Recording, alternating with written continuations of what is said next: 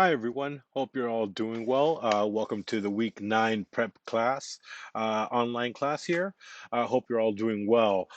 So, jumping into this week's exercise, I'm going to be working on more instrument family specific workout exercises.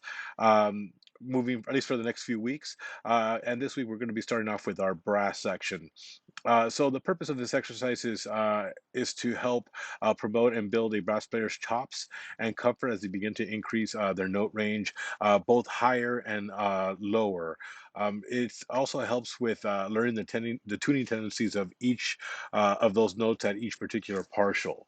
Um, as you go through and you start working on this particular um, exercise, one, pay attention to the fact that they're in sequences. So basically, each valve combination and or position, so valve for trumpets, position for trombones, has its own sequence. uh, it goes down chromatically, so trumpets, open, one, two, one and two, two and three, one and three, and then one, two, three. Trombones, again, you just go from first position to seventh position. As you go through each of these sequence, each valve or position sequence should be done in one breath. Uh, most of them are about 2 to 3 measures long, and the longest valve or position sequence is about, I think, 5 measures long. So again, it should be you should be able to get through it in one breath, at the very most, one breath in between. And I would say that should be for those sequences that last more than 4 or 5 measures. As you begin to work on this, I'd like you not to use your tongue at first. This way, you start getting a better feel of what switching between those partials feels like, and understanding how much embouchure pressure each of those partials require. As you go up in pitch, your embouchure needs to get a little firmer, a little tighter as you go through, but it also needs to you need to have more air pressure to help compensate for that.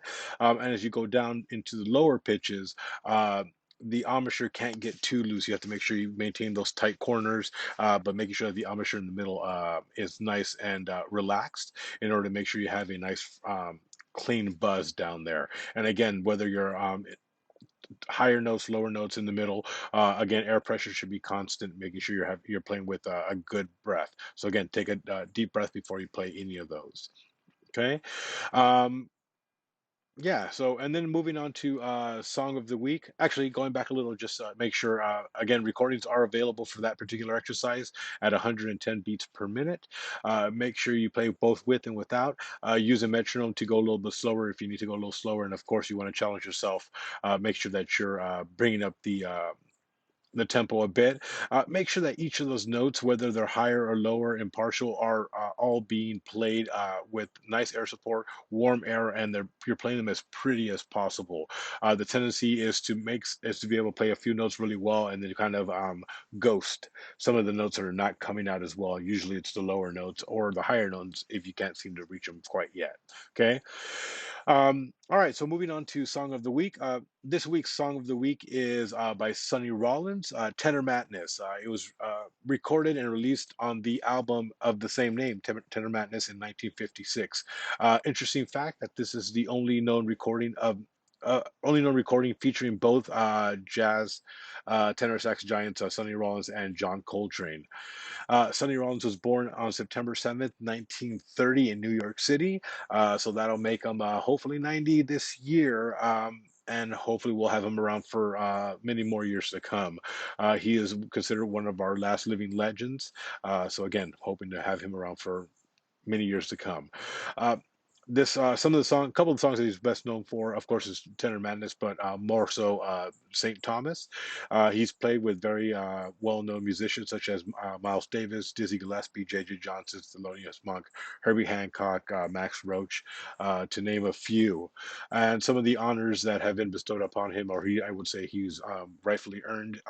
Downbeat Hall of Fame in 1973, the Grammy Lifetime Achievement Award in 2004, and the Kennedy Center Honors in 2011.